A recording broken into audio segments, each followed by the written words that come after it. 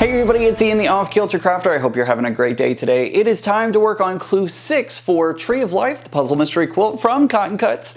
I don't really know what to say because I am always excited to get going and put the things together and see what another month reveals. So let's stop talking. Let's go ahead and put together clue number 6 for Tree of Life.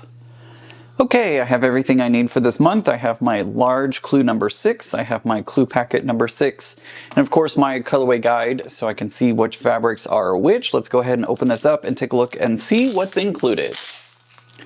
Alright, starting off first, we have D fabric and we have 10 small triangles of D fabric. Next up we have 4 small triangles of B fabric. Next we have 4 small triangles of C fabric. We have 14 small triangles of A fabric. We have 2 squares of C fabric, 4 squares of A fabric, 8 squares of D fabric, and I guess these are small squares because there looks like there's a larger square, but we'll get to that in a minute. 2 large triangles of B fabric, 2 large triangles of C fabric, 2 large triangles of D fabric, and 2 large triangles of F fabric. And last but not least, we have 1 large E square. So that's all the fabric. It's a very full packet. Got lots of fabric in this one. I'm going to go ahead and clear these off the table, put them on the table next to me, and we'll go ahead and get started with step number 1. Okay, starting off with our step number 1 for section 6A, we'll be making 2 of section 6A. So we're going to make 2 of these, and our instructions tell us how to make both of them at the same time. Starting off with step number 1, it says to sew a small triangle D to a small triangle A. Apparently I want snow now. I don't know. Anyways, we're gonna go ahead and sew 6 of these together just like this. We'll set 2 aside, but we'll go ahead and sew 6 of them just like this. We're gonna press towards our D fabric. I'm gonna go ahead and sew these together and I'll come back when I'm pressing it out. Alright, I have gone ahead and sewn those all together. Again, we're pressing towards our D fabric. In my case, it is this green fabric. So there we go. I have completed all those. And remember, we're going to set 2 of these aside. So I'm going to go ahead and pull 2 of my half square triangles. I'm going to set them off to the side because we're going to be coming back to those at some point. But for now, let's move on to step number 2. Okay, moving on to step number 2, it says to join a small D square to the right of a step 1. So we're just going to go ahead and sew them together just like that. I'm going to go ahead and sew 4. Remember, we're not doing 6, we're only doing 4 of these. I'm going to go ahead and sew all 4 of these together and I'll come back when I'm pressing it out. Okay, I've sewed all those together and now I'm pressing towards my half square triangle that has the A and D fabric in it, just like that. So there we go. I have completed 4 of those. Let's go ahead and move on to, it looks like we're going to set these aside and we're going to move on to step number 3. All right, moving on to step number 3, we are going to sew an A square to the top of a D square, and we're only going to make 2 of these. So I'm going to go ahead and put them together just like this. I'm making 2 of these and I'll come back when I'm pressing it out. Okay, I have sewn together our A and D squares, and now we're going to go ahead and move on to step number 3. By the way, I press that towards my A fabric as the arrow indicates. Let's move on to step 4. Okay, moving on to step number 4, it says we're going to take 2 of step 2. So what we just did in step 2, we're going to take 2 of those units and rotate them so that the D square is on top. So I'm going to take my D square and put it on top just like this, and then we're going to line it up to the left of a step 3. So we just made our step 3. It has our A fabric on top, D fabric on the bottom. Here's our D fabric over here on our half square triangles, and we're just going to kind of form, I don't know exactly what to call that, but we're going to form this shape, and we're going to make 2 of these. I'm going to go ahead and sew these together, and I'll come back when I'm pressing it out. Alright, I have sewn those together, and I think I didn't look back at the footage, but I think I misspoke a moment ago. I think I was saying that I was pressing towards the A fabric, but in actuality, I was actually pressing towards my D fabric, so I went back and pressed it the right way, because what should happen is you should have a nested seam here at the center when you sew these together. So I went over to the sewing machine and realized that I wasn't getting a nested seam, and then that's when I realized I had accidentally pressed towards my D fabric instead of my A fabric. All right, there we go. So all is well with the world. We're going to move on to our next step, number 5. Moving on to step number 5, it says to take the 2 remaining step 2 units and we're going to join them to the top of the step 4 unit. We're going to make 2 of these. So we should have something that looks like this. It forms kind of a C shape with our D fabric. I'm going to go ahead and sew these together and I'll come back and press it out. Okay, I have sewn all of those 2, and when I say all, it's just 2 of them. But anyways, I've sewn those 2 together. I'm now pressing down towards the bottom of our unit here. So down towards the bottom there. All right, so we have 2 pieces that look kind of like the C shape. Let's go ahead and move on to step number 6. Moving on to step number 6, it says to take the remaining 2 step number 1 units, we're going to sew an A square to the top and a D square to the bottom, and we're going to make 2 of these. So we're just going to match them up just like this. I'm going to go ahead and sew both of those together, and I'll come back when I'm pressing it out. Okay, I've sewn all of this together, and now we're pressing down towards our D square. So we're headed down towards the bottom of this row. I'm pressing it out just like that. There we go. All right, so I've created 2 of those just like this. Let's go ahead and move on to step number 7. All right, we've set step 6 aside, and now we're moving on to step 7. It says to sew a small C triangle to the top right of a large F triangle. We're going to press that, and then we're going to add the C triangle on the left side, and we're going to press that. Then we're going to sew a C square to the left. So we're going to go ahead and sew this all together. We're going to have our flying geese and we're going to have our C square over there on the left as well. I'm going to go ahead and sew all of this together and I'll come back when I press it out. Okay, I have sewn all that together and now I'm pressing out towards my C fabric. On this block we were, or on this part, whatever you want to call it, we were always pressing towards our C fabric, so out away from our flying geese and over towards our C square. Let's go ahead and move on to step number 8. Okay, moving on to step number 8, it says to rotate step 7 so that the C square is on top. So I'm going to go ahead and rotate it like that, and we're going to place it right about here. And then we add that to the left of our step 5. Then we're going to add a step 6 to the right, and we're going to make 2 of these. So it's all going to come together like this. We have our C kind of continuating a little bit. Continuating? Is that a word? I don't know. We're going to go with it.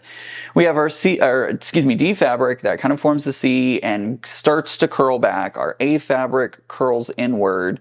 And then it has this random C and F fabric out here for whatever reason. I know we will find out when it comes to clue 10, but for now it feels a little weird. But I'm going to go ahead and sew all this together. We're making 2 of these, and that will take us to the end of section 6A. Okay, I have sewn those together. I am now pressing them out. We're going to be pressing away from the center of our block. This fabric, it is, I believe it's Andover fabric if I remember correctly. Yeah, Andover. And I just looked on my color guide. By the way, guys, it lists, if you didn't notice this already, it tells you what the line is, who the designer is, and what brand. So, anywho, the Andover fabric is kind of like bunching up a little bit sometimes. I don't know. I don't know quite how to describe it. But anyways, we are going to be pressing away from the center of our block. So out towards the edges of the 2 seams that we just did a moment ago. I'm going to go ahead and press that as such. And there's a little bit of bulk there. So my blocks are definitely a little wobbly, and that is perfectly fine. Because again, a finished quilt is always better than a perfect one. All right, there we go. So we finished 6A, didn't take long at all, and it looks very interesting. I cannot wait to see what this looks like when it's all said and done. All right, so I'm going to label this as 6A, or you can label it as section 6A, whichever one makes you happiest. I'm going to go ahead and move on. We're going to be moving on to section 6B. All right, moving on to section 6B, I'm going to go through basically almost all the instructions because we're making a lot of flying geese. So I'm going to go ahead and talk about that. Step 1.1, sew a small A triangle to the top right of a large D triangle. We're going to press that, and then we're going to add on our second A triangle to the top left. We're going to make 2 of those. For 1.2, it says we're going to repeat 1.1 with a large C triangle and 2 small D triangles. And then for 1.3, we're going to repeat 1.1 again, this time with a large B triangle and 2 small A triangles. That kind of threw me off a little bit because I wasn't expecting to use the A fabric twice, but there you go. So this is 1.1, 1.2, excuse me, and then 1.3. I'm going to go ahead and sew all these together, and then we'll come back when we're moving on to step 2. Okay, I have sewn 1.1, 1.2, and 1.3. We're going to move on to step 2, which says to join a step 1.2 to the top of a 1.3. So we're just going to put these together. It doesn't feel like they should go together, but it does apparently. And then we're going to add a step 1.1 to the top. And this one does work out because we have that D fabric matching up in that kind of chevron. We're going to make 2 of these. So I'm going to go ahead and sew both of these together, and I'll come back when I'm pressing it out. All right, there we go. We have finished our section 6C, or B, excuse me, section 6B. We're labeling these as section 6B. We followed the arrows to press, by the way. I think my camera didn't get that clip for whatever reason, but we're going to be pressing towards the top here and label that as section or clue 6B. Let's move on to section 6C. All right, moving on to section 6C, we're only going to be making 1 of these. Then it says to sew a small B triangle to the 2 opposing sides of an E triangle, or an E square in this.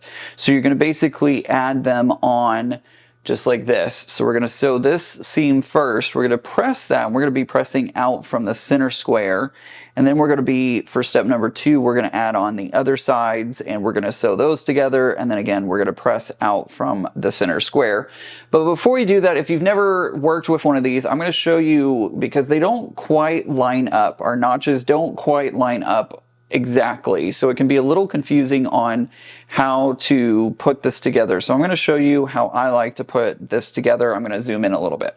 Okay, I'm a little bit closer now so that way you can hopefully see this. What I'm going to do is I'm going to take my square and I'm going to fold it in half. And I'm just going to finger press this, trying not to stretch it. We don't want to stretch the material. We just want to give it a quick little finger press. I'm actually going to take my little iron here. I know I'm off the screen at the moment, but I'm just going to take my little iron and give it a quick little press. So now I have a very defined crease line down there, down the center of my square. I'm going to take my triangle and I'm going to do the same thing, but I'm going to do it I'm going to do it backwards. So on the wrong side of the fabric, I'm actually going to press right here. I'm going to give it a nice little finger press right here. Again, I don't want to stretch my fabric out, but now there is a perfect little valley that fits right into it. So you see I have the little mark right there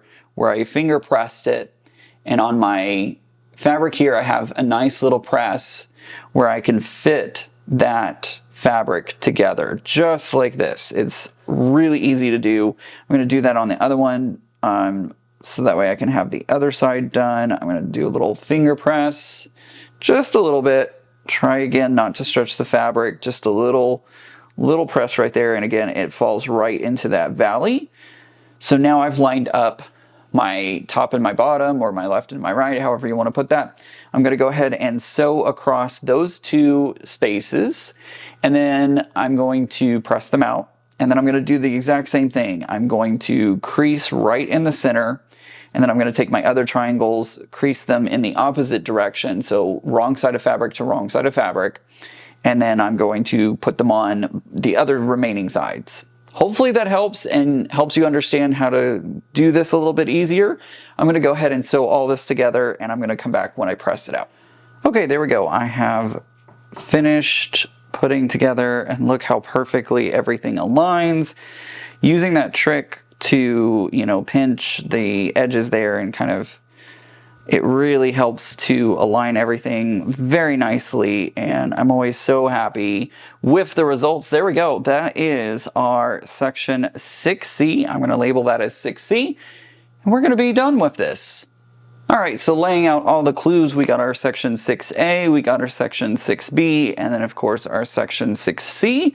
I'm going to label them and put them in their box, and we'll get ready for month number 7 next month.